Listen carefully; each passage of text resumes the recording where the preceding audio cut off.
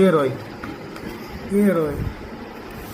હું બહુ નાની હતી ત્યારે એક વખત મામાના ઘરે દિવાળી મનાવવા ગઈ.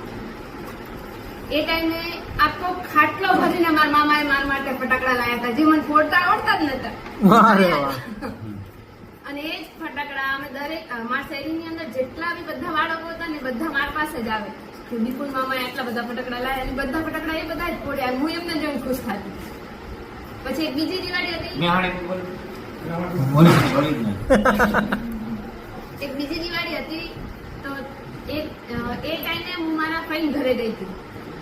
તો ગામડામાં કેવું હોય, નૂતન વર્ષ હોય ને એટલે આપણે 7 વાગે ઉઠી એવું નહીં, તે 3 વાગે આપણે પરોઢે ઉઠી જ જવાનું, નાઈ ધોઈને તૈયાર થઈ જવાનું અને 4 વાગે તો આપણે બધાના ઘેર જઈને જય શ્રી કૃષ્ણ કરવા જવાનું. અને જય શ્રી કૃષ્ણ કરતા કરતા બધા 10 રૂપિયા આલે ભેગા થાય ને એની મજા તો કઈક અલગ જ હતી.